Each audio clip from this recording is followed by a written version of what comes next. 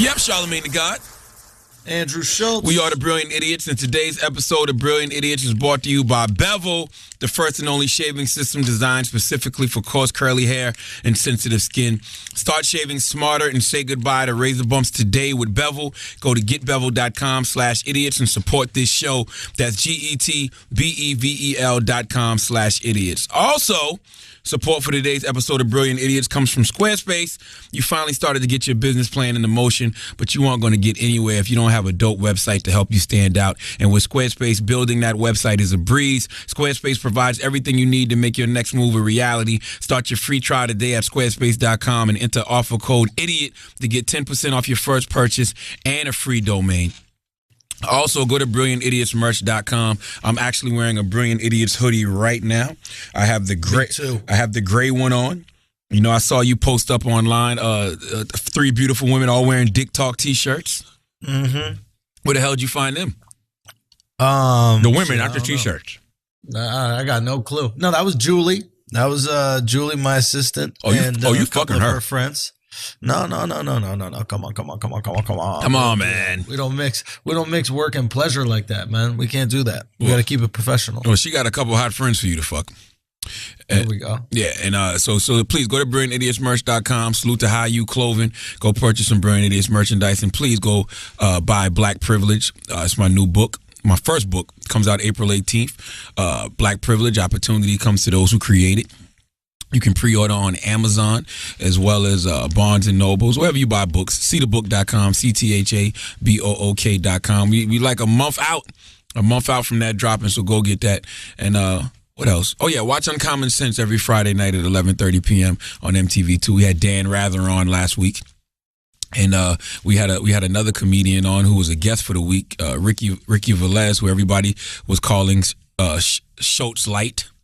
They called him. Somebody said you got a Puerto Rican Andrew Schultz because they thought he was Puerto Rican because his last name is Velez. They was like, "We not feeling." He is Puerto Rican. You know he's not. Ricky's Puerto Rican. Ricky's my boy. I love Ricky. Shout out to Ricky. I love Ricky too. Ricky's not Puerto Rican. He got mad whenever I would pronounce his name Velez. Oh, no, I'd say Velez. Velez. That's why he got upset. You got to pronounce this shit more Puerto Rican. Velez. They was like, "Yo, we not feeling the Puerto Rican hezzy." You know?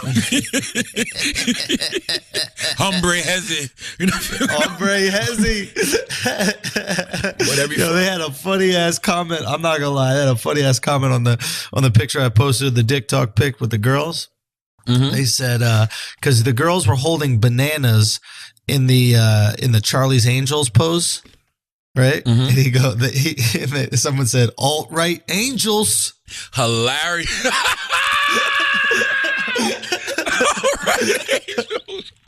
Hilarious. That's what you gotta. That was good. That's what you gotta call a conservative white girl that you fucking. Don't get it twisted. Conservative white women love minority cock. I don't care if the guy's black, Spanish. So if you find yourself fucking like a conservative that's all the way to the right, alt-right angel. Got your little alt-right angel. Opposite roots really do attract because I've found that like really left-wing, liberal, super liberal, like super feminist chicks love right-wing dick. I can see that. You know, they say that they love all this, like, I want you to support the march and all this kind of shit like that, but then they just go fuck some, like, conservative thinking right-wing dude. Well, the thing is, I want a guy that's fucking making posters with, like, glitter and shit for the march. Get the fuck out of here. No, I think conversation is stimulating, and I think that you can find yourself in an intense mental battle with a person, and, y'all have so much dialogue to where you eventually get turned on, you want to suck his cock. That's absolutely true. And I think you also want to suck guys' cocks that don't do arts and crafts. Like if you're spending all night on your sign for the march the next day, like men at the march, the women's march should be handing out bottles of water and like giving people directions. Cause you know how women are like bad at directions. So they should just be leading the march to make sure that the women don't get lost. By the way, you should give, listen, man, you give somebody pussy when they make a great sign, man. No. I haven't seen a man with a great sign. I see women with great signs all the time. But if a man takes the time to make a great sign, get that man some pussy, man. You know how I used to say get a drum or something? Get a sign maker something, man.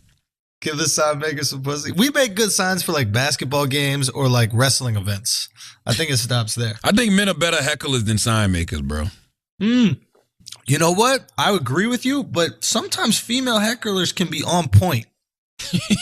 Like when? I'm not going to lie, because they can be, it's a fine line because they can get away with much more than a male heckler. Like, a male heckler can only be so disrespectful before it's like a fight. I'm going to be honest with you. I've only seen LeBron flip out on one person, and that was a female heckler. Remember he was walking and she was like, LeBron, you a bitch. Whatever. I've never seen him. I've seen him ignore guys. He made that girl get the fuck out of there. Yeah, he kicked that bitch out. But he does that shit now. I was at a game with the Brooklyn Nets, and like somebody was saying something in the crowd.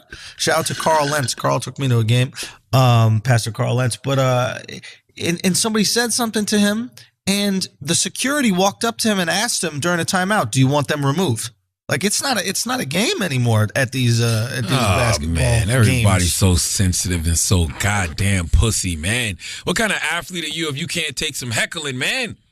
That's right. Like, goddamn, man, you out there fucking making $100 million a fucking game, and all eyes are on you. Especially if you're and you said you was in Brooklyn. Yeah, you're gonna have hecklers at somebody else's arena. yeah. Like Jesus Christ, I can understand if you was in Cleveland and you want these motherfuckers to show you a little bit more respect, but you in somebody else's arena and it's Brooklyn. Don't get it fucked up. Brooklyn is still Brooklyn, bro. like Brooklyn is still fucking Brooklyn. So what should you be able to say to an athlete? Whatever the fuck you want. You can call him, bro. You come can't on, be man. having, No, man. In Europe, they throw fucking bananas at the black players and for soccer. You can't do that shit. Well, come on. They throw bananas at. Maybe they feel like the black players need a little bit more protein, a little potassium. They're maybe. malnourished. Yeah, they need potassium. Let's just not chalk that up to racism. Okay. Shit, you sound like me. We flip roles. Here I am trying to be politically I'm being correct. sarcastic. So you're saying, hold on, this is hilarious. So you're saying they're really throwing the bananas like, listen, this is good for your muscles. Good for your muscles, really man. Good workout. Good for your muscles, man. Eat. We want the best game possible. All right? Interesting. We want the best game possible. We don't want you to get injured, basically. Got you. Have you seen Get Out yet? I haven't, and I've been meaning to see it because people won't shut the fuck up about how good it is. It's pretty good. Oh, it's not that good. No, it's pretty good. I mean, I'm with. I'm like I heard so much hype about it. So you know, I was probably going in there expecting a lot more, which I never like to do. You know what I'm saying? Like when I hear somebody talking about something, whether it's good or bad, I like to go in there with my own judgments. And I did go in there with my own judgments, and it's pretty good. Like it's pretty good. It's good. It's good. It's no but about it. It's good. It's a good movie. It's a really good movie. I mean, it's not going to do anything to improve race relations in America. That's for damn sure. that is for goddamn sure. There is no happy ending. There is no kumbaya. Hey, things could get better. Nope. Okay. Nope. That ain't the movie. So it's no happy ending, but is it an interesting flip on a horror film? Oh, incredible. Incredible. Because first of all of the horror films that used to really scare me are horror films that could possibly happen. Horror films that actually believability. Yeah. Like, you know, Freddy Krueger, Jason, Michael Myers. Okay, whatever. Chucky, get the fuck out of here. But shit that can actually happen, yes. And that shit was terrifying. And I told my wife last night after we left the theater, I said, this movie felt like how racism feels. And what I mean by racism, I mean like, because I always say I've never experienced overt racism, but the beginning of the movie, it was like a lot of covert racism. Like he knew something was wrong, he knew something was off, he just couldn't put his finger on it. And salute to Little Rel. Little Rel did great in that movie, man. It's a really good movie, yo. It's a good movie. It's worth going to see. All right, I'll check it out. And I've never liked anything Key and Peele have ever done in my life. No. You've never seen a couple of their sketches? They've had some really funny sketches. They've had some decent sketches, but Peele's a really great director. Like it's good. It's really good. All right. I mean, I'm gonna check it out. I always thought that Jordan was the one who made it, right? Jordan Peele's the shorter one. He looks more like Latino. Jordan Peele. Yep, he does. Yeah. I always thought that he was funnier for some reason, and I wasn't sure if he was like the creative genius behind it. But I just think it's a cool flip on a horror film genre. It is a cool flip. I actually think that's the route people need to go now. People need to make movies that are like, especially in the horror genre, make movies that have to do with society. Like play on the fears that are already out here that exist within people. They did that. That's what the shit was with The Purge on some level, right? It's on some level, this is an interesting flip. Yeah, this could happen. This is anyway. There's and Meet the Blacks. Films. Don't forget Meet the Blacks. Wait, what the fuck was Meet the? Meet the Blacks was the Black Purge. Bro, real talk. This movie, I don't know how much it cost to make. Somebody said the $4.5 million. $4.5 million. The movie made $30 million the first week. Yes. This is what happens when you take high concept. You just got to go high concept. Like people, what they do now is they spend $150 million to make a movie franchise out of a book or an existing or a movie that already happened or a comic book or something like that. We've seen it before. Crazy amount. We've seen it before. If you take a high, interesting concept, it only costs you $4.5 million. You don't even need to get superstars in it if the concept is interesting. Absolutely, because there's no superstars in this movie. Maxine from Living Single is in this movie. Remember Maxine, the one with the dreads from Living Single? She's in the movie. Little Rel is in the movie. There's no big high-profile cameos. The biggest star in the movie to me was the chick that played the chick that plays Marnie on Girls. Yeah, like she's Marty from Girls.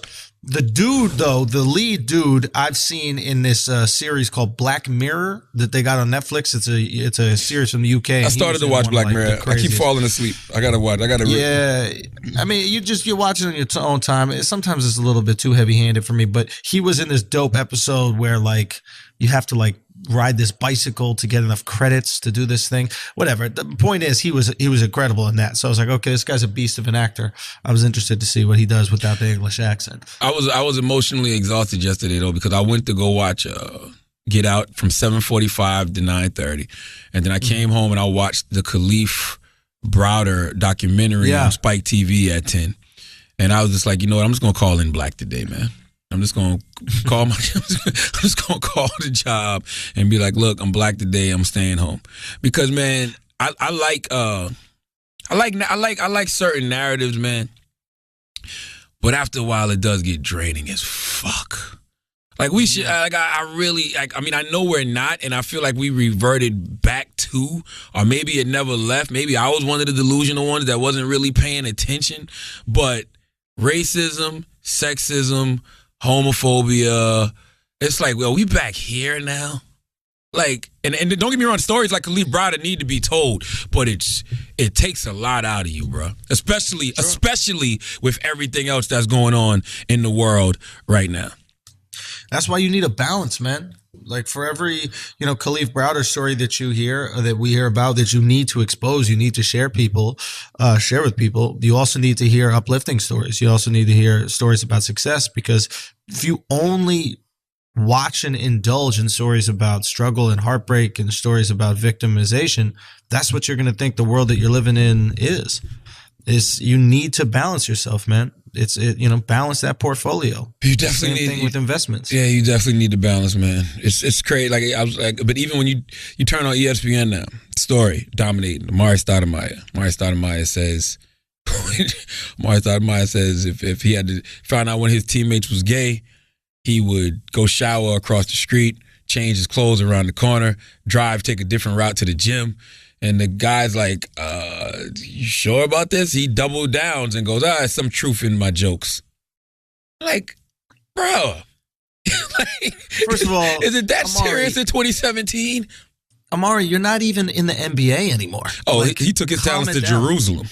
I know. So it's like if you were like an NBA max contract player, maybe your teammate would want to fuck you in the ass. But you play in fucking Israel. You know what I mean? Like, where's this arrogance coming from? Nobody wants your 40-year-old old asshole to fuck. Yeah, you gotta wash the asshole, Mari. That's the truth to the matter, bro. Yeah. Like, and your knees are fucked up. You can't even go down on them to give a blowjob because you've had so many surgeries on them shits. So shut up. Yeah, with why this would somebody nonsense. want to fuck you? They might want to fuck Anthony Davis or Boogie Cousins. You know what I mean? Maybe not Anthony Davis, bro. Anthony Davis, dude. Have you seen Anthony Davis' teeth? Yeah, but Anthony Davis double is like 50 and 20. So you put up with those razor sharp piranha teeth. Come on, man. You put up with that. You put up with that when you putting up those kind of numbers. Did you see what he did in the All-Star game? I mean, even though they're playing no fucking defense in the All-Star game, but still. Yeah, but he's legit. He put up 50. Like, anybody thinking about you, Amari? Like, honestly, it almost was like a reach for attention. It was almost like a, hey, don't forget about me. I'm over here in Jerusalem. Yeah, I just don't understand where it comes from. Like, why? You have to know that there's negative stigma that comes with this, right? You're not that stupid. You have to know that, right? You should. And by the way, I don't have a problem with somebody having a preference. But preference is this conversation. Hey, Amari, how would you feel if one of your teammates was gay, you was in the locker room with him? You're like, I mean, you know, I wouldn't want to shower with him, but whatever. That's preference. That's a preference. Yeah. That's just saying, hey, I wouldn't feel comfortable showering in front of this guy. Whatever. That's not homophobic to me. That's not any different than a woman going, I don't feel comfortable showering around a man. Absolutely. That man might not want to fuck. That man might not want to fuck that woman, but she still might not feel comfortable showering around him. That's not homophobia at all. No, that's not homophobia. That's preference. Prejudice is, I would cross the street and change clothes around the corner and find a different route to the gym. Like, bro, that's actually just hateful. Like, yeah. And I just don't I don't understand how somebody who I feel like when you're in you're an oppressed person, you're part of a group that has been oppressed historically throughout the country, marginalized historically throughout the country. I don't understand how you can have prejudice towards somebody else on that level. Like, I don't get it. I just don't understand it. Like, I don't understand how you can be prejudiced knowing what prejudice feels like. Like, imagine if that was a white dude and they was like, Hug, you know, could you play with a black player? And he was like, oh, no, I'd go across the street and change clothes around the corner and take a different route to the gym. like, you're describing professional sports for like 100 years. Exactly. Boom. Exactly. That's how it used to be. And that's what I'm saying. You got to think about that. And the fact that, do you know that Amari Stoudemire on Sunday got awarded with the Dr. Martin Luther King Jr. Award? No. Yes, he got a Dr. Martin Luther King Jr. Award for people who it's something about tolerance and something else. Like, he actually got awarded a Dr. Martin Luther King Jr. Award on Sunday, only to do this dumb shit now. And by the way, 2012 he made homophobic comments. Amari Stoudemire tweeted out and called a guy a faggot during Gay Pride weekend. Yo, Amari might be gay, man. I'm not gonna lie, because Amari might be gay. What are you protecting yourself from? What are you defending yourself from? It's just so weird. I don't understand the outlashing homophobia. First of all, it doesn't come from like a strong religious context, because he gave up whatever religion he was born as. He picked up Judaism, just kind of like threw it on top, you know, like like a toupee or even a yarmulke or whatever it is, for his religious soul. So it's not like he takes it that seriously. Like, you just got deep-rooted hate for gay people with no other context. You're That's right. peculiar to me. That is it's one thing if you were raised in an incredibly religious household, right? And you were raised and said that this was wrong your entire life. Then I mean, in a lot of ways, you're no different than like a jihadist who just thinks that, you know, you're supposed to hate Western civilization, you're supposed to hate, Americans, etc. Right? You're raised in that culture. But to have no influences telling you that it's wrong to be gay, and you just hate gay people, something's off, dog. Yeah, something's off, man. Wrong. It's weird. Like, it's weird. Like when I look at his history from 2012, I mean, you can't really count 2012 because that's just a gay slur. I don't think he probably was using it in a way that was meant to be derogatory. How can you be so unaware? Like, that shit is mind-boggling to me. Yeah, it's especially being in 2012. He said, I know better. So if you know better and you slipped up and called somebody the F word, all right, whatever. But now it's 5 years later. So once is a lesson. a mistake. One mistake. Once when you make a mistake once, it's a lesson. You make a mistake twice, it's a choice. Like you chose to be tone deaf. You chose to not give a fuck and just say whatever about gay people. Like that's a little weird to me. When he lived in New York City, he lived in a gay ass neighborhood. I just want to point that shit out. First of all, that shit might have been convenient. It ain't too many players that dress as sassy as Amar'e Stoudemire. Amar'e was dressing as sassy. He was living over there in the meat packing district. Whoa. That district definitely has double meaning, if you know what I mean. He had this big party place. Shit, maybe he was getting busy, bro. Amar'e means busted asshole in Swahili. Your asshole got Amari'd. That's what he is a sassy dressing ass dude though. So it's just like I wouldn't be surprised, but whenever I see somebody like just blatantly being that hateful, man, it's just so whack to me. Like I'm not into prejudice on no level, bro. And that is just, it's like it's not that serious. Like this motherfucker was describing it like he was just robbed a bank and was trying to escape the zombie apocalypse. I'm gonna go across the street, change clothes around the corner, get in my car, take a detour to the gym. Like what? Come on, man. It's weird.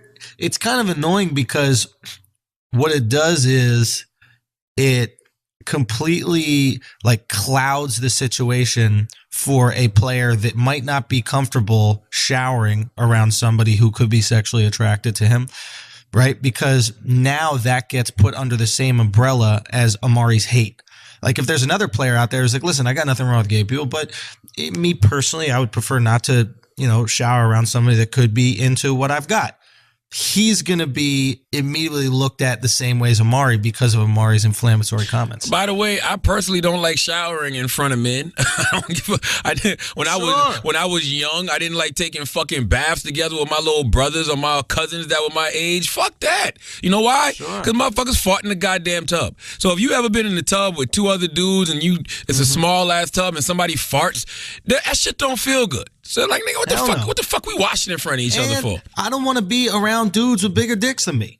If we have pants on, I can't tell if your dick is bigger than me. I just imagine my dick is bigger than you, but I don't want a fucking lineup where everybody knows who's boss. Absolutely. Fuck that shit. You start questioning your cock. You start questioning your cock. You start questioning your opinions on life. You want to have an opinion on the fucking game, and all of a sudden the big dick guy's like, shut up. And you got to shut up because he's the big dick guy. You're not allowed to talk if the big dick guy doesn't want you to Nobody wants to hear from you.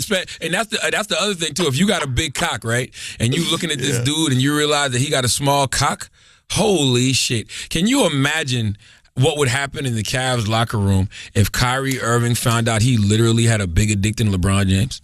Oh, dude, forget it. Forget it. He's traded. Tomorrow he's traded. He's traded tomorrow. There's no way in hell. Little Dick LeBron. Like you don't want that kind of slander from your teammate. That is fucking it. All right, there's 5 seconds left. Who's gonna take the shot? Kyrie just goes, coach, give me the ball. Little Dick LeBron can't handle this kind of pressure. You don't put pressure on pussy walls. You don't deal with pressure on a basketball court. It's not gonna happen. Kyrie screaming on LeBron, look man, we play big here, okay? Fuck all that small ball you want. Exactly. Yo, if one fucking video, if a picture leaked of somebody like LeBron and they had a little dick, nobody would even fear them no more. You know how people get out LeBron's way when he comes to the paint now? They be taking charges and shit, trying to block his shots. Oh, they're going right after him. Fuck that. And if you got your shots blocked by LeBron, you at least had something to come back to him and say, right? It's like now there's nothing to say to him. He got the rings. You're right. Shit. What would you rather have? 3 rings and a little dick, or big dick, no rings? That's a tough one for an NBA player. Right? That's a tough one for an NBA player, because the truth of the matter is, man, what counts in the NBA is them groupies you fucking when you in other cities, and you don't want them going around talking about you and your little dick, do you? I mean, no. I'm going to be honest with you. If I was in the NBA, I think I would have to take no rings and a big dick. And the reason why is because if you're in the NBA, you're probably like 6'6", 240. You can't have a 5'5" guy's dick, man. Oh, dude. And you got the biggest dick expectation. Absolutely. Right? Big feet and a little dick just wouldn't work. Oh, dude, your whole big body and the little dick. Also, the dick is going to look even littler because of how big you are. Dude, it's a tough one. I'm all about winning and greatness. Don't get me wrong, but yikes! Give me the big Small dick. Give me the big dick. The rings will come. Well, no, we just set the hypothetical up where you can't get the rings. Shit. Yeah. So you saying Charles Barkley got a huge cock? Charles Barkley got one of those southern country cocks. You know what I mean? Charles Barkley's cock looks like a croquet mallet. I bet. No. You know what it looks like? It looks like the base of a bottle of Veuve Clicquot. He got champagne dick. All right, let's pay some bills. Enough dick talk. All right. This week, everybody listening is like, when are they going to say it? When are they going to say it? We're just trying to sell some T-shirts. All right. Go buy your Dick Talk T-shirt at BrilliantIdiotsMerch.com. But this week's episode is also brought to you by Bevel, dermatologist approved and proven to reduce and prevent razor bumps, discoloration, and irritation. Up to 80% of black men and women struggle with razor bumps, and up to 30% of all men and women encounter razor bumps as well. The Bevel razor uses a single blade which cuts hair above the skin, not beneath, so you can avoid painful ingrown hairs. There's a reason 9 out of 10 customers come back to Bevel month after month. Created by Tristan Walker, who saw a void in the health and beauty market. His goal is to make health and beauty simple for people of color. You've heard Nas rhyme about it. You've heard us talk about it. Swear by it. What are you waiting for? Join the movement and start shaving smarter today with Bevel. Go to getbevel.com/idiots to support the Brilliant Idiots. That's GETBEVEL.com/idiots. Start shaving smarter today with Bevel. Yeah. So, did you see the Oscars at all? Absolutely. I mean, I watched some of it. I was in and out of it. I watched Girls because Girls was on, but I watched I watched majority of it. So, I saw both Fences and Manchester by the Sea. Manchester by the Sea, and which one? And Fences, which was a Denzel Washington flick, based on the play by August Wilson. This guy, August Wilson, if you guys are into plays at all or playwrights, just check out August Wilson. He's a beast. He's unbelievable. I mean, just unbelievable. He had a really interesting quote that we'll get into later, but I'm just a fan of his work. I loved Manchester by the Sea with Casey Affleck as well. I'll say this. I'm a huge Denzel Washington fan. So he's my favorite actor. I think he's the greatest living American actor. So I might be biased in this situation. I think he should have won for Best Actor. I thought that Manchester by the Sea was a better film than Fences was a film. But in terms of the acting performance that Denzel gave, I mean, usually we get to see him in action movies where he's playing like this stoic badass, which is cool, but you don't see the same range. But in this film, if you haven't seen it yet, it's the best piece of acting I think I've ever seen Denzel do. Yeah, it's unfucking believable. Yeah, Spike Lee said that it's the second time Denzel's been robbed. He should have won one for Malcolm X. For Malcolm, and he should have won one for Fences. I mean, don't get me wrong. Casey Affleck was unbelievable in Manchester by the Sea. I think the difference was this. The expectation for Denzel is already perfection or close to it. We expect Denzel to bring it every single film. Casey doesn't have a high expectation. We're like, yeah, he's a good actor, but he's cool. And then all of a sudden we saw him do this amazing role. So it was like, we basically gave him most improved. Does that make sense? Yeah, I keep wanting to say fuck Casey Affleck, but I can't say fuck Casey Affleck because it's not his fault.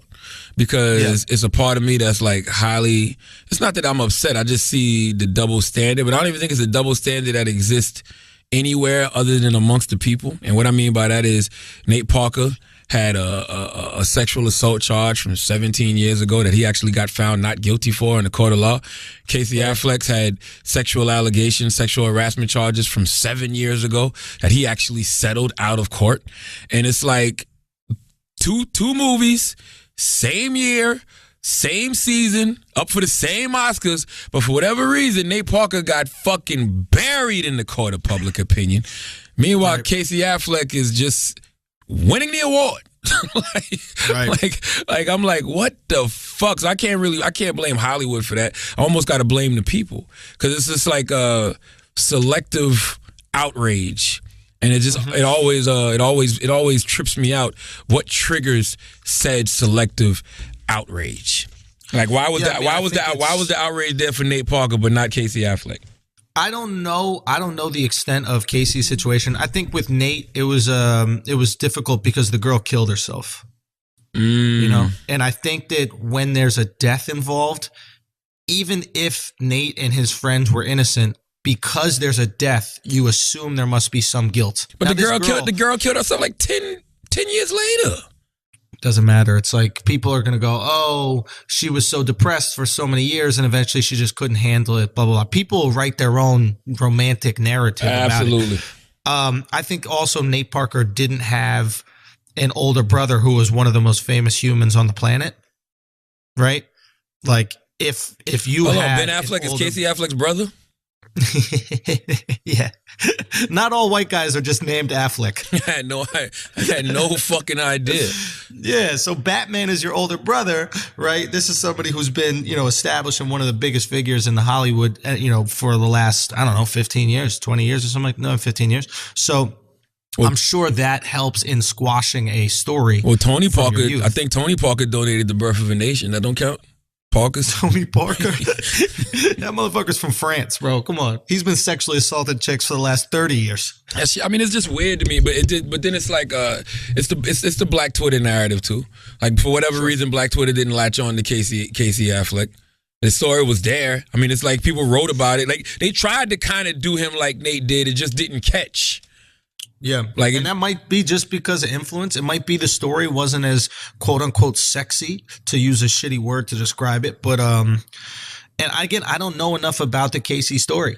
I really don't know. And Casey's film might not have ignited a certain group of people like Nate's did. I'm sure Nate's film ignited white racist people. And white racist people, silly ass feminists mad at the wrong things.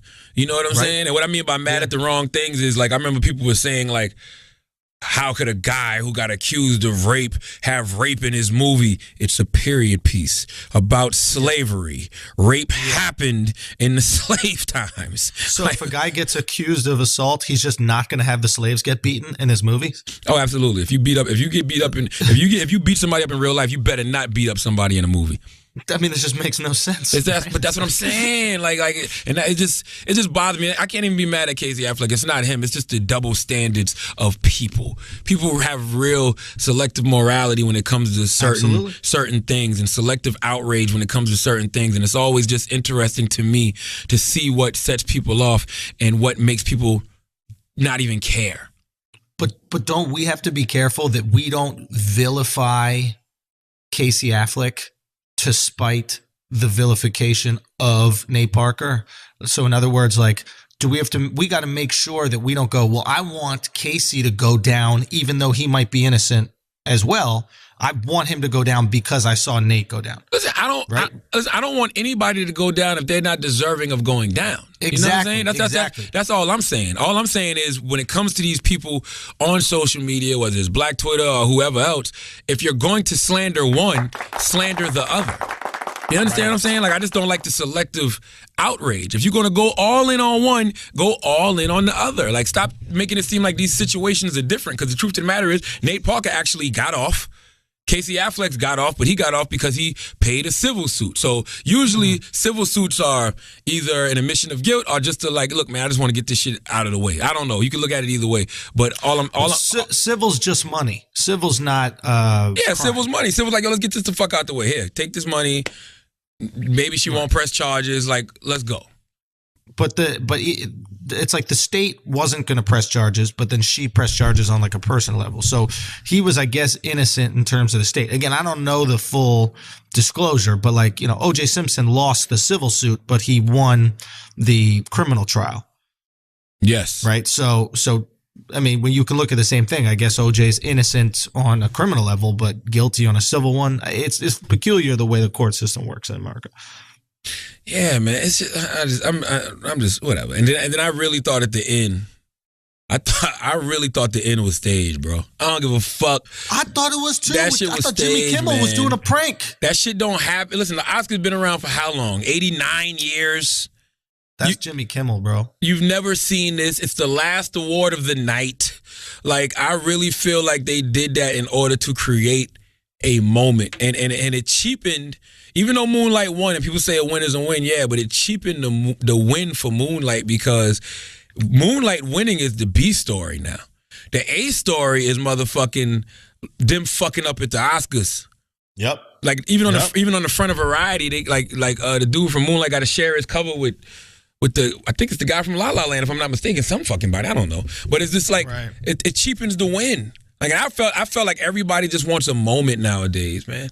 Like Moonlight winning wouldn't be enough, because if Moonlight had won, this is me being a conspiracy theorist. If Moonlight had won, the story that would have dominated the Oscars would have been the diversity at the Oscars, which I guess the Oscars kind of would have wanted, especially after, all the Oscars So White controversy. So this year you had, you had a Muslim win for the first time. Viola Davis won. Moonlight won a few awards. You had the guy who even protested the Oscars because of the Muslim ban.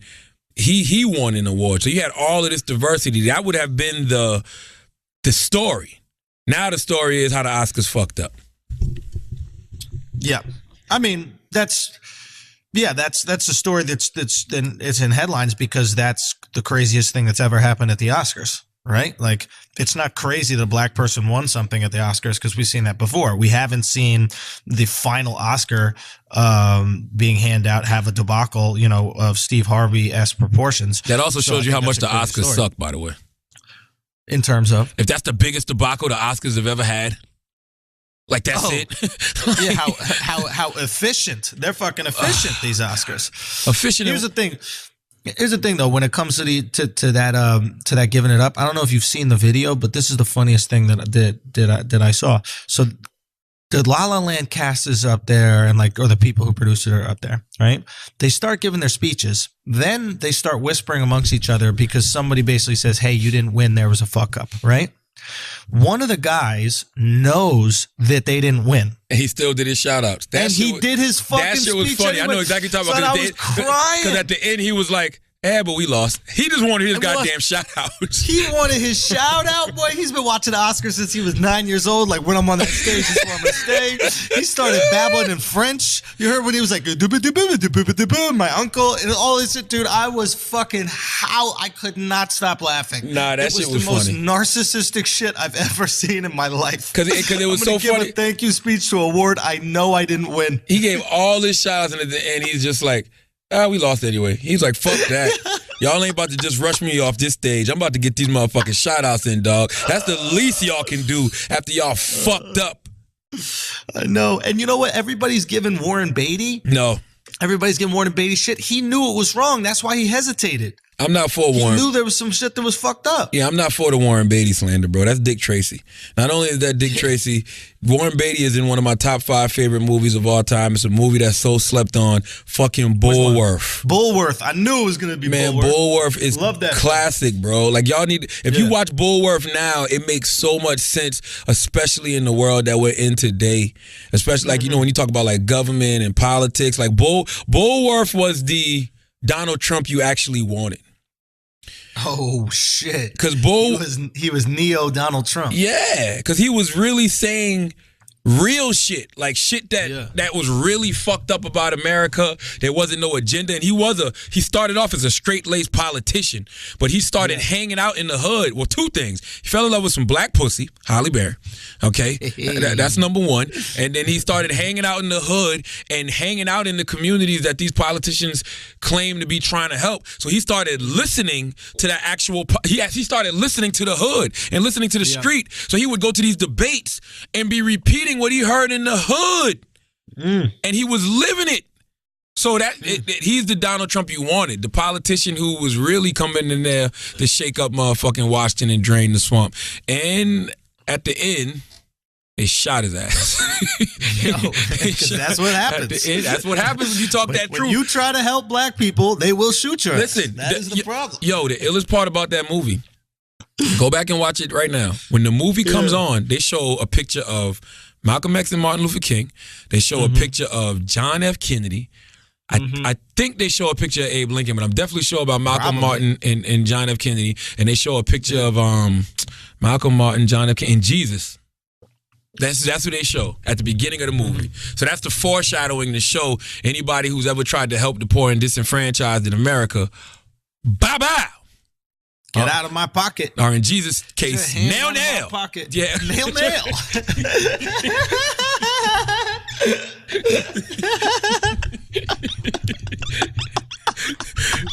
Please forgive me. I had someone say that we don't have enough reverence for Jesus with all this Jesus talk. Man, Jesus listens to Brilliant Idiots, man. Jesus forgives. That's the most important thing. He forgives. I struggle with that. The reason I say I struggle with that is because I was just having this conversation with my Lecrae. Salute to Lecrae. He don't like to be called a gospel artist, but he's a gospel artist. But he's a religious rapper, right? Or he's a Christian rapper? Yeah, and he was having a conversation. We was talking about forgiveness, and I always say that forgiveness is overrated because I always talk about, Genesis 1:26, how it says God created man in his image according to his likeness. But just and if that's the case, us as human beings, we get tired of forgiving sometimes. Like you're not gonna let somebody continuously just do you wrong, do you dirty, shit on you. Eventually you're gonna cut them off. I feel like God has to get to that point too. Like you can't keep doing dirt and then just asking God to forgive you. Oh, forgive me. No. Forgiveness, at least my understanding of it, is not an excuse to get away with shit. And this is something I've also struggled with, but I've been talking to some folks about. And they're like, forgiveness doesn't mean it's okay. Forgiveness doesn't mean that you let people back in your life. Forgiveness is for you to get over it, because sitting there and harboring that hate and anger will just fuck you up. So if somebody fucks you over, cut them out. They're done. Go fuck yourself. But I'm not going to sit and go, I hate this person every single day, because now I'm miserable. So I forgive so I can get past something. It's a fascinating concept, I think y'all beating yourself up too much, because I can not forgive a person, not give a fuck about a person, and could care less what is going on in that person's life and not feel bad about it at all. You're a sociopath. You're a fucking sociopath. It's possible. I cut motherfuckers off quick. You know how many people I got right now that I've cut off? Somebody DM me today, and I'm still trying to figure out how they DM me, because I blocked their number on my phone and I unfollowed them on social media. But somehow that DM got through. And what happened? What happened? Who is it? Talk to me. Nah, it's nobody. Talk to me. Somebody, but it's Come nobody. on. Talk to me. What did Thanos say? Jesus Christ, I'm old. What is her name again? No, it wasn't Wendy. Thanos. What did Wendy Williams say? No, what it is definitely she wasn't trying to Wendy. say? She trying to get back in your life? Hell no, it definitely wasn't Wendy. That's who you need to have on Uncommon Sense Live. Get Wendy to come talk. That'd be a great interview. Yeah, that chapter of my life is closed. Well, let's open it up for some ratings, bro. I would love to watch that shit. Come on now. We're not against those things. What a great convo. That's a great convo between you two guys. I'm wrong? Tell me there wouldn't be genuine interest in that. I'm not talking about just like, oh, this would be headlines. I'm talking about genuine interest in that convo. Listen, man, I always have love for Wendy. I mean, Wendy was a great mentor. Like, it's not too many people who you can talk to about certain things in your life. And what I mean by that is, like, Wendy was a nationally syndicated radio host. Wendy's one of the greatest radio personalities of all time. You can love her or hate her, but she is. Like, you can't dispute that. So it is certain things, from that perspective you want to talk to somebody about. But I mean, like, I'm not tripping off it. Like, you just find new mentors. Like, you find other people you can talk to. Like, I go talk to Elvis Duran. Salute to Elvis Duran. Elvis Duran got a star on the Hollywood Walk of Fame, by the way. Word. Matter of fact, what's today? Thursday? He got his star on the Hollywood Walk of Fame today. No way. Elvis Duran, a radio guy. You ain't never seen Elvis on no movies. You never seen Elvis on no TV. Not a big man as a guest on shows, but he has a star on the Hollywood Walk of Fame. So it's just like, shout out to Elvis Duran and the star on Hollywood Fame. I heard he also works out the same gym as Amari Stoudemire. Oh, listen, by the way, I call Elvis the Godfather. Okay, Elvis is not trying to hide the fact he's gay at all. All right, I had drinks with Elvis. No, but he's punching that starfish for Amari. I think that's why Amari's all up in his, I don't think Amari would be Elvis's type. Really? Nah, I don't think so. Elvis got a boyfriend. Okay. Yeah, Elvis got a boyfriend. I remember one time I was hanging out with Elvis, man, and Elvis said to me, we was drunk, and he goes, yeah, I'm dating this new young guy. This is like 7 years ago, 6-7 years ago. He's like, I'm dating this new young guy, and he's an animal. And he was like, and Elvis said verbatim, Elvis goes, look, if you wake up in the morning and there's no blood on the pillow, it wasn't a good night. Get the fuck out of here. The Godfather Elvis Duran, damn it. He don't play no motherfucking game. I do respect that though, because I've had blood on my sheets, and I've had blood on my my cover, my blanket. And at first I was like, fuck, I'm gonna have to wash this. But second, I was like, oh, she's definitely not pregnant. So there is some relief in knowing that a girl bled. I did that before. I had sex with a girl here at the radio station when I wasn't behaving, doing what I was supposed to be doing years ago, years ago. And I fucked on an air mattress, because that's what you do to girls that you have that you have sex with. Oxygen. Yeah, but that's what you do to girls you have sex with at the radio station. It's just fucking. It's 1 o'clock, 2 o'clock in the morning. What are you doing? Like, you should know better. So I fucked on the desk, and I fucked on the mattress, and she bled on the mattress. And Envy came in the next morning, and he thought it was coffee. He said, who spilled coffee on the mattress? So he rubbed it. And the only reason I noticed is because he came in the studio and goes, man, who spilled coffee on the mattress? I said, somebody spilled coffee on the mattress? He goes, yeah, I rubbed it. I smelled it. It smelled like coffee. I was like, oh, okay. Dude, that chick's got some good period right there, man. Oh, she drinks too much fucking coffee. That's right. That's how much coffee you're drinking when your period starts. You know, so when you was young, you thought you was the man when you was fucking a girl and she started bleeding. You talk like you bust that shit up. Oh, hell yeah! You get it to drop. That's what I used to call it. Until you find I made your period come on. No, her period was gonna come on anyway. Her period comes on around the same time every month. Okay. Yeah, but it's fun to think that you knocked it off, just like an apple in a tree. You're like, yeah, I'm gonna get deep in there, knock that apple off, and let that shit fly out. I knocked your goddamn period on. Speaking of periods, I went down on a girl in her period. Have you ever done that? Of course, I'm married. Come on now, eating cherry pie. Wait, you've licked a girl's pussy while she's on her period? I lick a clit. Ain't no blood coming out the clit. Oh yeah, you just let the tampon kind of just hang out there. That's all, baby. Like the pussy swallowed a little mouse. That's all. And the thing is, if she's a squirter, you fucking lick that clit, and the goal is to make her have such an intense orgasm that she squirts and shoots that tampon out like a missile.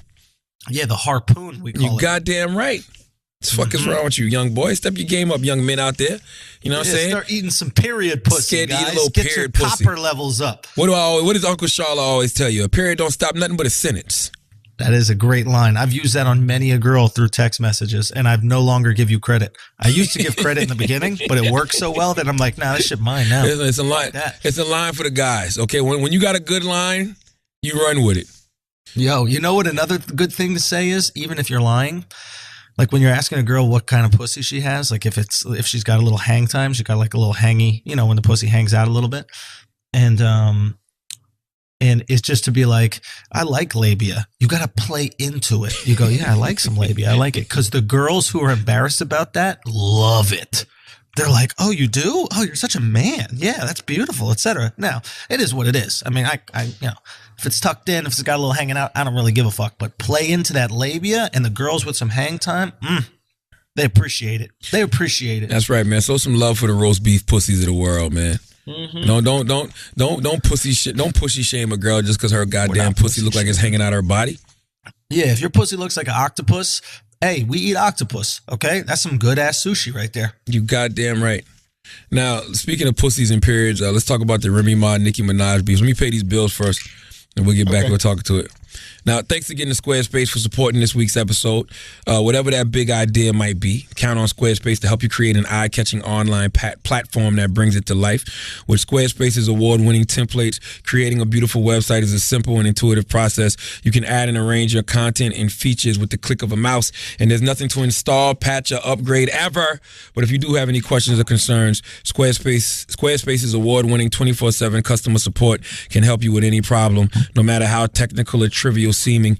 Think of them as your very own IT department, okay? So make your next move and start your free trial at squarespace.com today. Enter offer code IDIOT to get 10% off your first purchase, plus a free domain. Again, that's squarespace.com. Offer code IDIOT. Make your next move with Squarespace. Now, did you hear the Remy Ma diss record?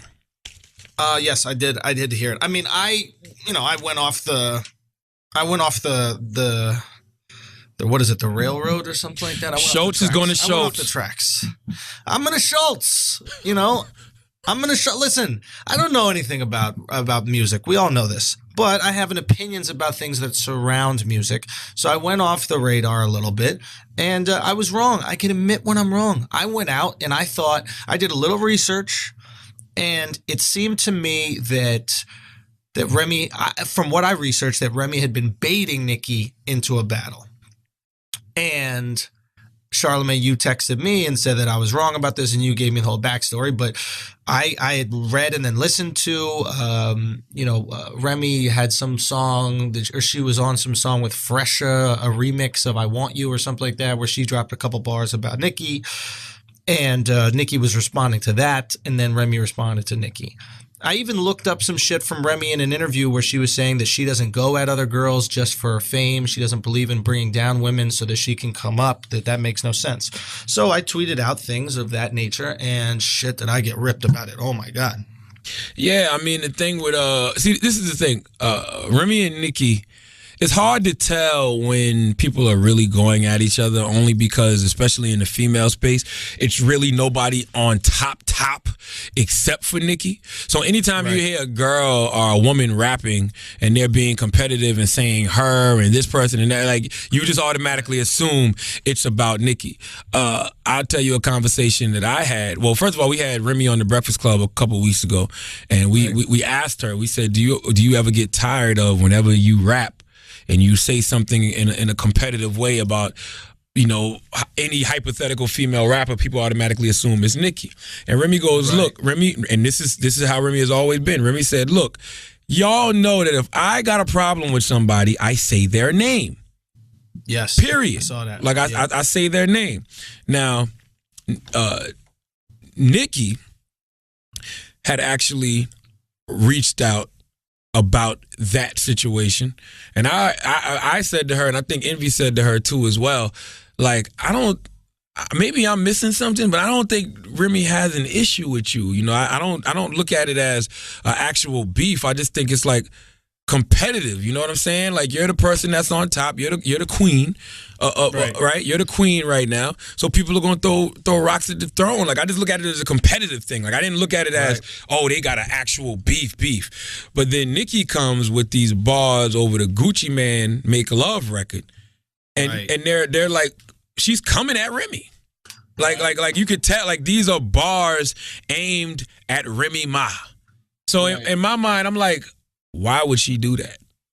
Now you've given Remy the green light, and Remy took it and ran with it. And for all you motherfuckers out there that's saying that this record is subpar, y'all don't listen to lyrics. Because Remy is saying some shit on that record that is just hard body. When she said, you can't get an online without Safari. When she said, when she said, you always talking about your foreigns, and she always talking about your foreigns, and she said, your foreigns and your whips, why you ain't help your brother hide his cum from forensics? You probably overseas somewhere, forensic. They told you could fuck with Rim, but by far Rim sick. Like, oh my God, man. It's like, it was bad. It was all the way bad. And Nicki Minaj has yet to respond, and she's probably not going to respond. And being that she's not going to respond, I hope that her pop fans really hold her down, because we have no reason to, like, respect what she does in that hip hop space no more. Yeah, it's an interesting thing. I saw that clip that you posted about Remy saying that she'll go at people specifically by name. I also saw another interview, because I did do a little research before I was tweeting this thing out that everybody got so upset about. And Remy said in the interview, she said that she reached out to Nikki when she got out, or Nikki called her, rather. Nikki called her to congratulate her for getting out of prison. Which is something you should never congratulate a person for, by the way. Yeah, I agree. Yeah. Congrats, you made it. What'd I make it? What'd you make? Like, okay, hey, I think happy to see you would be suffice. There you go. I'm happy you're out. But I don't think you say, hey, congratulations. Like, no, I'm happy you're home would suffice more. Exactly. Yeah. So basically, Remy said, hey, listen, I'm going to be writing raps that say that I'm the best, and people are going to try to pit us against each other. Just know I got no problem with you. I fuck with you. I think you're cool. I think it's great that we should go and both try to be the best. It was really interesting to hear her talk so candidly about it. She basically said what you just said, which is, hey, we're supposed to say we're the best. That's what we do in this game, but I have nothing specifically wrong with you, to Nikki. She said that to Nikki, and Nikki still went at her. Now, when we were talking on the phone, you said to me that you think Nikki baited Remy. Yeah, I do. Because you think Nikki needs this more than Remy. Because my initial reaction was, okay, I saw this and I go, okay, Remy Ma and Fat Joe's Plata Plomo flopped. I think it only did 8,000 streams or some shit or copies in the first.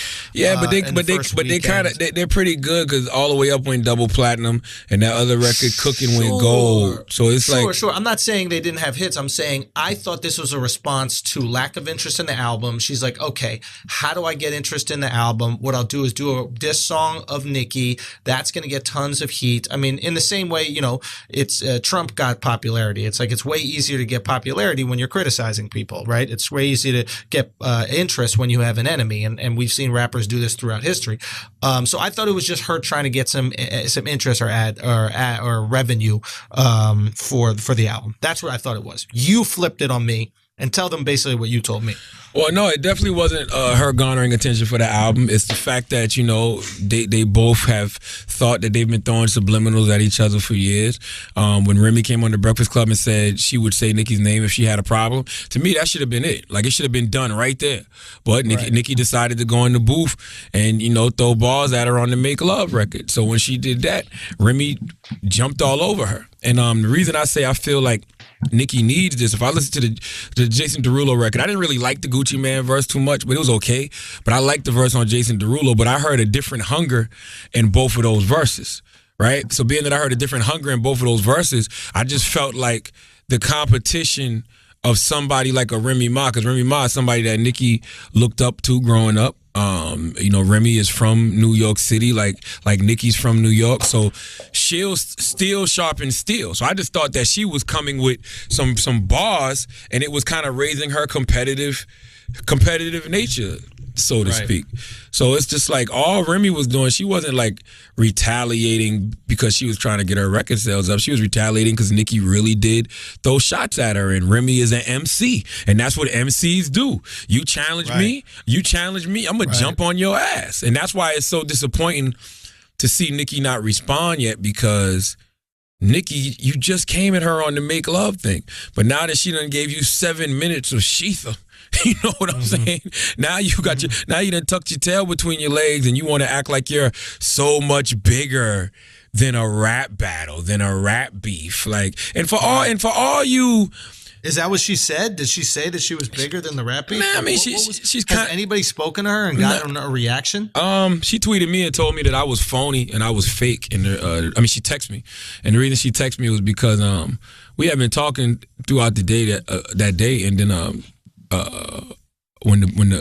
we was actually talking about Remy and a issue. Is there an issue? I honestly thought it wasn't an issue, even though I knew Nicki had threw some subliminals at her on the Make Love, or not so subliminals. I just didn't think it was going to be an issue.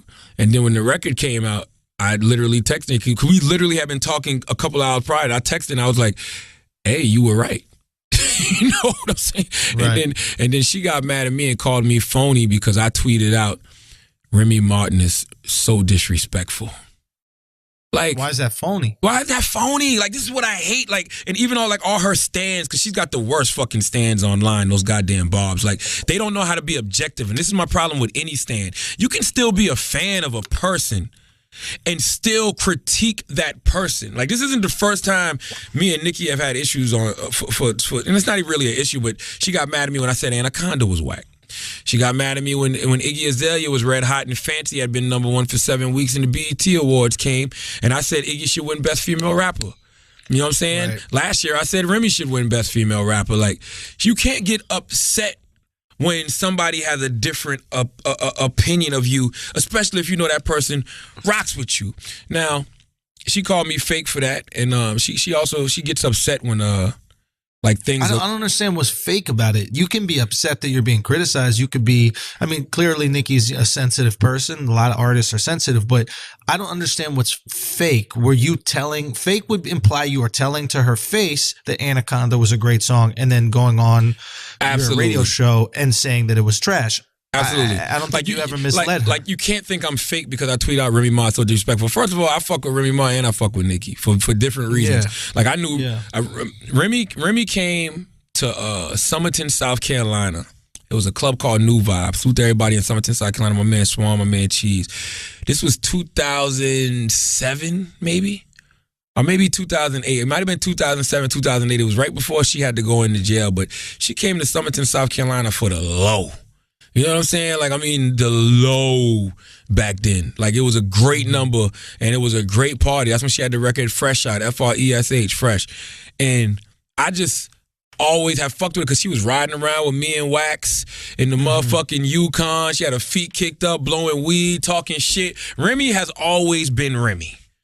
You know what I'm saying? Like the Remy you hear on the records is the Remy you meet in real life. The Remy that, like, Remy's one of the few people I've known that has gone and done a long jail bid and came out basically the same person. You know what I mean? Because jail changes you.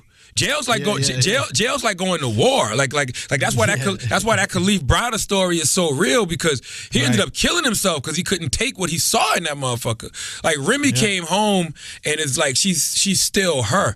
So I always rock with Remy because of that. I rock with Nicki because, you know, before Nicki was popping, I used to be on Wendy Williams' show shouting out Nicki Minaj, saying how dope she was, and then she started the bubble, and like I just always showed her love, and then she put me on her second album. I interviewed her for her second album. So it's like I appreciate people who have done things for me like that, but I can't be your friend. And this is what I always tell y'all: you got to be of the industry or of the people. We can't be so-called friends or so-called associates, and you're upset every time I give an objective opinion about you that you don't agree with.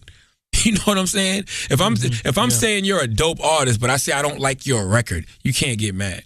If I say you're a dope artist, but you know, you weren't out this year, and this other girl has been out here bubbling, she should win the BET Award for Best Female Artist. You shouldn't get mad at that. If I tweet out Remy Ma is so disrespectful, did you not hear the record, Nicki? Yeah. Did you not think the record was disrespectful? It was, in a good way. You know, I mean, for us fans, but for you, it probably was disrespectful in I hate all of y'all who are laughing at me record. Don't get mad at the people who are laughing at you. Get mad at the person telling the jokes. I think it's kind of flattering, to be honest, that she cares so much about your opinion. It's not just my opinion. Yes. It's not just my opinion, though. She reaches out. It doesn't matter if it's not just yours, but I'm saying she really, really cares about your opinion. She values it, and her self-esteem is on some level dependent on it. I doubt she cares about the opinion of some random person who tweets her. But she definitely cares about your opinion, and she's so tuned to it. She's so in tune with it that she tends to, in some way, hear or listen to every negative thing that you say about her. Yeah. Nothing goes through the cracks. Yeah, and what kills me is, like, we talked about these stands. Like, these stands will say things like, Charlamagne, you was just dick riding Nicki, and you know now you flip flopping. First of all, when you show somebody love, it's not dick riding, and when you have an opinion that's not flattering towards that artist, it's not hating or flip flopping. You know, and somebody asked me the other day, so what you gonna do if Nicki comes with some heat? I'm gonna get on the motherfucking radio and say Nicki came with some heat. Yeah, it's not war. It's not the U.S. versus Russia. No. Okay? It's not like we pick a side no matter what. What you do is you be an objective fan of hip-hop in this situation. If somebody comes with a funnier song or a better song or a more, vile song, then you showcase that. It's not that big a deal. You don't have to stand by Nicki no matter what. If Nicki does shitty music, then she just did shitty music. If Remy does shitty music, she did shitty music. I don't get this allegiance shit that we have to play. I don't get it. Is Nicki paying your bills? Exactly. Is Nicki taking care of you? Don't be Is Nicki showing up and picking your kids up at school when you can't come? Absolutely. No, she's not. She's making you pay for her music? Well, then fuck it. You get to have an opinion. It's really not that serious. Don't be a dick riding stan, being an objective fan. And I think some of y'all just don't really know how to be objective fans. Y'all think it's all or nothing, which is the dumbest shit in the world to me. If Nicki comes out with a dope record and it's a dope reply, I'm gonna give her props. And the main reason I give Drake props, and this is what kills me about rappers like Nicki, because Nicki is from New York. Nicki is from New York motherfucking city. She's from Queens, okay? Queens and the Bronx have had classic battles. MC Shan, KRS-One. Nicki Minaj, you let MC Shan down. All right, you let Nas down, you let Ja Rule down, you let LL Cool J down, you let anybody from Queens who's ever been in a rap battle down. Ja Rule may have lost his battle, but he at least sparred. He was swinging. Okay, he was swinging. And let's not act like 50's not from Queens. 50 ain't never backed down from no battle. Oh my God! So I'm saying all this to say, if you're a rapper, right, and you call yourself the queen of rap, because that's what Remy did. Remy said I'm the queen of rap. She didn't say I'm the queen of Instagram. She didn't say I'm the queen of Twitter. She didn't say I'm the queen of record sales. She said I'm the queen of rap.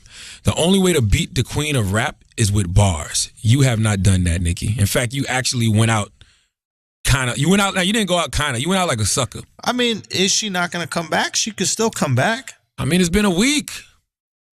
Look, I don't know what's going on. I don't know what her schedule is right now, but she could be filming a movie that we don't know about. But she could still come back. I think to act as if she has made a declarative decision to not respond is maybe a little bit premature. You might be right. I just, I think it'd be cool if she responds. I'm all for this engaging rap beef. Now that I know it's genuine, it's not just for record sales. I don't like the fake, inorganic rap beef just to get record sales. Like when Game went at, who'd he go at? What was it? When Game went at Meek, because everybody was going at Meek, but he also conveniently had an album coming out around the same time. It's like, all right, dog, come on. We know what you're doing. You don't talk about somebody's brother being a pedophile if you're not serious about this rap beef thing. Okay? And this is why I gotta salute Drake. And I told y'all this before, and I tell y'all again. When Drake got challenged, he responded. He came with through. Bars. He responded. That's it. He replied with bars. I saw Issa Rae tweet out, Nicki, don't meek this up. It looks like it looks like you've meeked this up. I mean, Meek responded at least. He did It respond. was trash. His response was whack, but he responded. Now you're right. He did. He responded, but it was whack. But he took so long because by the time Meek responded, Drake already had hit him twice. Right.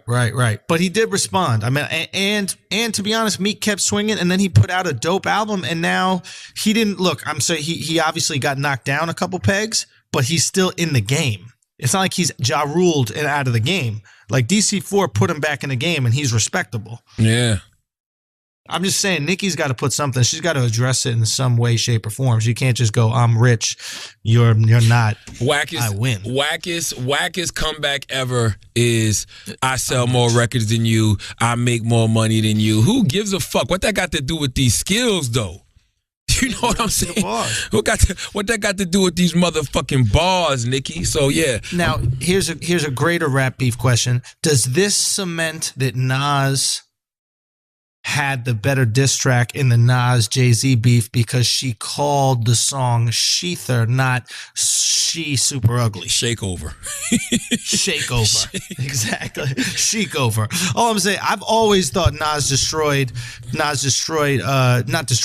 beat Jay-Z in that rap beef just because ether is now a term used when you have a song that kills somebody. Yeah, or not even a song or anything, or just a diss on the street. Yo, he ethered that dude. Absolutely, ether became a verb. You know what I'm saying? It became a verb afterwards. It became a verb. You changed the word. Are an adjective, are a noun. I don't know what the fuck which one it was. I think it's a verb. Come on now. We went to public school. It don't matter. But nah, I see. I always like Takeover better. And the reason I like Takeover better is because Jay-Z was more, it seems like, accurate with his depiction of Nas. Like, he was saying things that were actually true. Like, you know who I paid, God, Searchlight Publishing, and you ain't get a coin, nigga. You was getting fucked in. You went from top 10 to not mentioned at all. Your Bodyguards, Uchi Wally verse better than yours. Like a lot of that stuff is like accurate. Like, yeah, that's how everybody was feeling at the time towards Nas. At that time, Nas had just dropped Notre Dame. So when Jay-Z said, you got one hot album every 10-year average. Like, that's like, he was saying some real shit. Nas came and everybody felt the anger. They felt the aggression. Nas's diss was very Tupac-like, and the fact that it wasn't the most eloquent with the lyrics, but it was energy that you felt. But it was like you know what I'm realizing now is that I'm realizing that people who are really in tune with the hip hop world, industry people and big true hip hop fans tend to like Takeover more. And I think it's because you are more informed about what Jay-Z was talking about, whereas Nas's Ether was more generic. It was generic. Anybody could listen to that song and apply a lot of those disses to anybody. Listen, right? I wish we had a Throwback Thursday. I wish we had a Throwback Thursday to where, like right now, we acted like this was happening in real time. Can you imagine the memes from Ether? Oh my God. Oh my God. Y'all rock hoes. We rock hoes. Y'all rock fellas. Come on, man. Dick sucking lips with whiskers like a rat.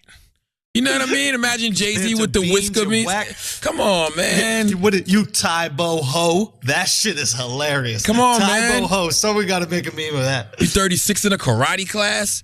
Like the memes for Ether would have been crazy, but I still maintain that Takeover was the better diss record. But I mean, and that's why I like Remy Ma Sheeta, because Remy Ma, she don't sound angry on that record. It's just that the beat is ferocious, and she's just that's how Remy Ma sounds. Are you dumb? You wore you wore a fried chicken diamond pink chain. Are you dumb? Like, that's how Remy talks. You'll be having a conversation with Remy and say something she don't agree with. She'll be like, "Are you dumb?" I love it. So I like Sheet that she did not waste a bar. Like I remember Jadakiss always used to say that. Jadakiss used to be like, some MCs don't waste a bar. Remy didn't waste a bar on Sheeta, man. So we're patiently waiting for the reply. But man, after 7 days, I don't give a fuck what Nicki replies with. 7 days is the window, bro. I know people like to say 48 hours, but 7 days really is the window, yo. Real quick to that Jadakiss thing that you just said. That's interesting. Maybe that's why Jada's so good on features, is because he's very economical with his raps. Like every single bar means something. There's not really nonsense throwaway lines just to rhyme. Yep. And maybe that's why his features are so potent, because it's like, whoa, we got a lot in those 16 bars right there. That was hefty. That was nourishing. Yeah, maybe he just really cares. Did you see the Attorney General of the United States, Jeff Sessions, committed perjury? Bro. And both spoken and written testimony under oath to Congress? This is unfucking believable, dude, what is happening with Russia and the Trump administration. Like, it's one after another. It's one after another. This shit is really like when the Russian was beating the shit out of Apollo Creed, and like, somebody stop this right now before fucking America dies. like please stop this shit, okay? Every time you watch that movie, you're like, throw the fucking towel, Rocky. Who's gonna throw the towel and say we need to investigate this motherfucking administration? No, this shit needs to be investigated immediately. Trump needs to be investigated immediately. Everybody in the administration needs to be investigated immediately. Because think about it right now. If you don't get Sessions out, Sessions is the Attorney General. It's up to him whether or not certain people are, I mean, not exactly up to him, but he has a lot of say in who gets tried and what gets tried. And the fact that he's colluding with the Russians, like, why are you meeting with Russians? And why? No. Even more so, why is everybody lying about meeting with the Russians? That lets us know something is going on that shouldn't be going on. Dog. You are covering some shit up because you don't lie about shit that you're not embarrassed about. Absolutely. Or you don't lie about shit that you're not trying to cover up in the first place. This is frightening, dude. And not to mention, I don't know if you read this report, but like 3 or 4 Russian ambassadors or Russian, statesmen that are here in America representing Russia have died in the last few months. Have you read about that? No. This isn't even making the news. This is what is so crazy to me. Google this shit. 3 or 4 Russian assemblymen, I don't know what the fuck they're called, but people who are involved in Russian politics but are here representing them in the States have died in the last few months. I mean, and that's not even to count the people on the American side who could be involved in this collusion that are dying. They're basically taking people out. I don't know if the Trump administration is doing it. I wouldn't say that they do that, but shit, Putin might, to protect his interests. I don't put anything by this motherfucker. Dude, it's a great article that everybody should read. It's a bunch of them, actually. It's a bunch of different pieces on this. Reuters has one. Reuters. It came out in January, and it's how Russia sold its oil jewel without saying who bought it. I want everybody to go read that article. That's the headline. Okay. How Russia sold its oil jewel without saying who bought it. Yes, and the stake was sold for 10.2 billion euros to a Singapore investment vehicle that Rosneft said is a 50-50 joint venture between Qatar and the Swiss oil trading firm Glencore. But just go look at that, because I was reading a lot of different articles and think pieces, and it's kind of like showing you what's going on in this administration. Like, at the end of the day, this is really all just one big cash motherfucking deal. And I mean, I don't want to speak too much on it, because I'm not super well versed. Somebody put me onto it, and I read it, and I thought it was like really interesting. But go Google that article, because at the end of the day, we know America loves oil. Right? At the end of the day, and Russia has been sitting on one of the largest motherfucking oil fields forever. Like one of the largest untapped supplies of oil in the motherfucking world. So go watch, read that when you get a chance. Because this is crazy. I just want to know when the investigation is going to happen. I was watching dude on Bill Maher last week. He's actually part of the Trump administration, and he said that they do need to investigate, and they do something called a recuse. Recuse, and basically recuse himself. Recuse himself. So basically, Jeff Sessions can't be involved. They need to bring in an independent investigator, have independent prosecutors, and really investigate America's ties with Russia. And even Dan Rather, man, I loved having a conversation with Dan Rather, because Dan Rather is an OG. Dan Rather is very, very concerned. Dan Rather said this is the biggest thing that has happened in America since Watergate with Nixon. And he said, I asked him on a scale of 1 to segregation, no, how bad is this?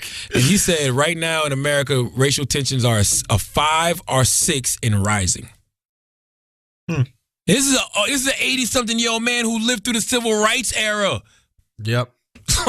like he wasn't a kid during the civil rights era. Dan Rather was like in the midst of his greatest erections. You know what I'm saying? Like his prime erections at that time. And for him to say that says a lot, man. Look, dude, it's frightening, man. It really is frightening, because first of all, Trump is the head of the snake, right? You have to, I don't care what Jeff Sessions did. You have to hold, well, obviously I care, but my point is you have to ultimately hold Trump responsible, because he's making the decision to hire these people. Now, so far you've hired 2 people, the head of the NSA guy that's already done, and Jeff Sessions, that have colluded with Russia. We don't know the extent to which they've colluded with Russia. We don't know how normal it is for an incoming attorney general to collude, or at least have conversations with Russia. I don't know how that works. Maybe it's totally normal. Who knows? But so far, 2 of the people in your cabinet have had private conversations with Russia and fucking lied about it. How can I trust you? How can any American trust you if you've proven to hire traitors? Absolutely. Like, this is frightening, dude. And he's the biggest, got people on the front lines. And he's the biggest traitor. Bro, you got people, like, I mean, we all have family members that are in the army right now. Like, these family members could potentially go to war and lose their lives for an administration that is arguably compromised by Russia. Absolutely. Like, we can't let that shit happen, dog. I'm sorry, man. And the crazy, you gotta go. You gotta go. Yeah, we gotta get him the fuck out of there. I was watching his speech, because I still maintain that Donald Trump is the greatest stand-up comic ever. But I like, it bugged me out this week where he gave his speech to Congress, and everybody was applauding, like, "Oh yeah, Trump, he did such a good job," and yeah, he's trying to bring people together. I'm like, are we really falling for this shit? I'm like this motherfucker is literally like he's been cursing us out every day for the last 20 plus months. And the one day he doesn't curse us out, we're like, oh my God, he's ready now. It's like, imagine beating your wife every day, and then one day you don't beat her up, and she's acting so lovey-dovey with you. Oh, thank you for not beating me up today. I'm not giving that motherfucker, I'm not giving a 70-year-old man props for behaving. No, we're in an abusive relationship with our president right now. That's undeniable. We're appreciating the little shit. It's like we're celebrating someone getting out of jail. It's the same shit. It's like, oh my God, Trump, such a great job when you got out of prison for murder. Good job doing those fucking 20 years. No, fuck that. Get your house in line, dog. Get your house in line. You have to prove to America that you are not compromised by Russia. And if you can't prove that without a shadow of a doubt, you got to go. And now we got this fucking psychopath, purge looking motherfucker, Pence, who's going to be president. And that's honestly, on some level, scares me. I don't want to say even more, but it scares me for definitely the LGBTQ community. It definitely scares me for abortion rights. It scares me for women, much more than Trump. That being said, Trump scares me for everybody that's in the military, because you could have potentially thousands of Americans lose their lives. So this is a fucked up situation, man. This is a fucked up situation. Right? I totally motherfucking agree, and I don't know where it goes from here, but I really don't think Pence will end up being president, because I think this is going to be one of those times when they make that motherfucking swoop down on this administration. It's going to be a lot of bodies that drop. Like, this clearly isn't just one person, because you just had Michael Flynn had to step down for the same shit. Sessions is going to hopefully have to step down. Sessions is going to have to step down for the same shit. You think it's just those two? Absolutely not. Absolutely fucking not. Like, it's going to come down to fucking everybody going to catch that body. And I'm going to tell you who's laying low and who's laid low the most in the past couple months, which is scary. Steve motherfucking Bannon. Son, do you think he's orchestrating this shit? I think Steve Bannon is the fucking puppet master behind all this shit. And I think that all of those memes that people were posting saying that Steve Bannon was the hand up Donald Trump's ass, making him talk and making him go, I think that made him fall back, because he understands the temperament and the ego of his motherfucking president. I think he's like, look, let me never, the 4-year law of policy never outshined the master. For all intents and purposes, Donald Trump is the master because he's the president. So he's like, yo, let me step back. He's got out the way. Steve Bannon got low. What about this hypothetical situation? What if, let's just go with it. Trump hires Sessions, right? Flynn, I can't really understand, but what if Trump hires Sessions and Sessions and Trump actually don't really get along in terms of some of their issues, right? They have like fundamental disagreements on issues, at least in the way that Trump was campaigning. But what if he hires Sessions to appease the Republican base? He hires them a real staunch conservative to appease the Republican base. Then Bannon and Trump set him up to have this collusion with Russia, so that they can get him out of there. That don't sound too far. Listen, man, nothing sound too far-fetched when it comes to this administration, bro. Because think about it, right? Trump came in LGBTQ friendly. Right. And also, I'm not sure exactly where. And then he also came in weed friendly. And then Sessions, correct me if I'm wrong, but Sessions was coming out here talking about how they're going to crack down on marijuana being legalized on a state level, and they're going to try to stop that. So basically, you're saying Trump not keeping no more promises. No, I mean, look, I don't even know what the fuck is going on with Trump anymore. I don't know what the fuck is going on either. That's what we all need to collectively come together and say as a country. I don't know what the fuck is going on. All I know is that America is Apollo Creed. The Russians are kicking our ass, and we know how this ends if we don't throw in the towel. So somebody needed to learn from Rocky IV and throw in the motherfucking towel and start investigating this shit before it gets out of hand.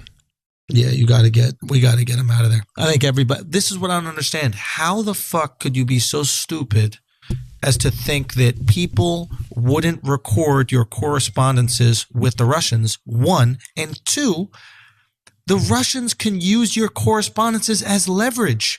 The Russians can just say to the Trump administration, hey, we want you to do this. And then Trump administration goes, no, we're not going to do it. And then they go, well, then we're going to tell everybody that we met privately and discussed this.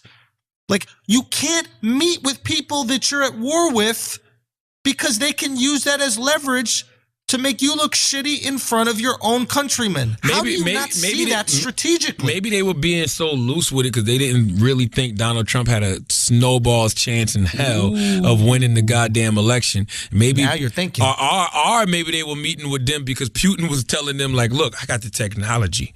We can hack this whole shit. Look, I don't give a fuck how many popular votes you get. I got the technology where we can make sure that he wins this motherfucking election. Now, if that was the selling point, you goddamn right I'm going to meet with him. I'm going to try to meet with him in private and get some secret conversations going. Because if you're promising me we can win a fucking election, can you imagine that? Bro, there is truth to that shit, and I'm trying to look up this thing.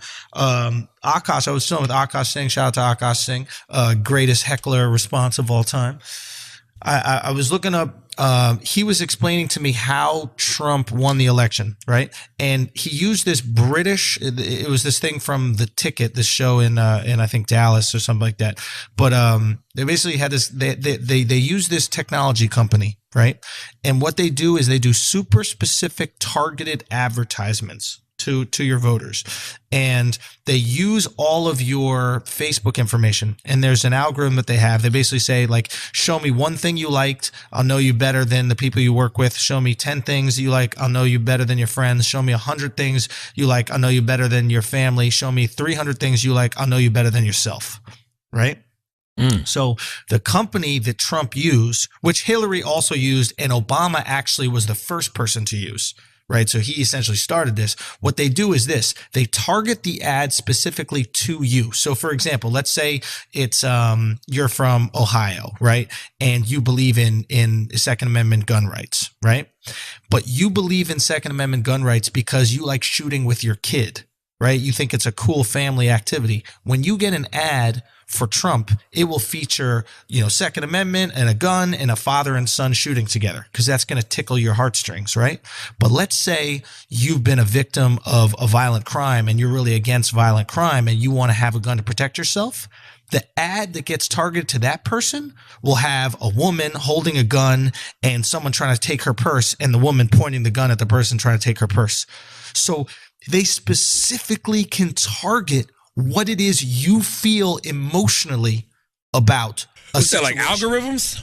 So it's an algorithm that they use based on the information you've liked on Facebook, right? So Facebook, on some level, has given. Now, granted, Hillary could also do this, so it's not like Trump had technology that Hillary didn't have. Hillary, I guess, just didn't use it as effectively as the Trump team did, and as the I guess Obama team did. But how crazy is that? We're being manipulated with the ads we see. There's not one ad that we all see. There's an ad just for Charlemagne, who has a wife and 2 daughters. And it tickles your heartstrings because you got to think about your daughters and how much you love your daughters. Don't you want your daughters to be raised in a place with a female president? Oh yeah, I do. Isn't that crazy how specific and everything that you like is giving them an information? There was a great quote the guy said. He's like, if you're not paying for a product, if you're not paying for a service, you are the product. Take that in. If you're not paying for a service, you are the product. So for example, with Google, we don't pay to use Google. With Facebook, we don't pay to use Facebook. What Facebook then does is sells our information to other people. Hey, this is what these people like. Now target them with ads. Hey, this is what these people are into. This is what they do on the weekends. This is what they do during the weekday. This is where they party at night. And they sell that to people. We are letting Facebook and Google pimp us out, and we think we're getting a service for free. Damn. You're right. Anyway, I gotta go film this show. Do we have any more ads? No, that's it, actually. Listen, as always, I want y'all to fucking go to BrilliantIdiotsMerchStore.com and go get a hoodie or a shirt or some socks. Salute to High U Clothing for that. And purchase Black Privilege. Opportunity comes to those who create it. April 18th, it'll be out, but you can pre-order now. Only a month away, people. And Uncommon Sense every Friday at 11:30 on MTV2. Absolutely. Check out theandrewschultz.com for tickets to my stand-up shows. I got a bunch of shows coming up, new shows just added to the website. So make sure I'm coming to your city with the Mansplained tour. And make sure you check that out and support. We also got an email list. You go to brilliantidiots.com or theandrewschultz.com and sign up to our email list so we know where to come do these Brilliant Idiots live shows, etc. Thank you guys so much. That's right. As always, if you listen to this podcast, you think we're smart, you think we're intelligent, you think we're brilliant, you're absolutely right. If you listen to this podcast and you think we're just a couple idiots who don't know shit, you're right too. It's the Brilliant Idiots Podcast. Thank you for listening.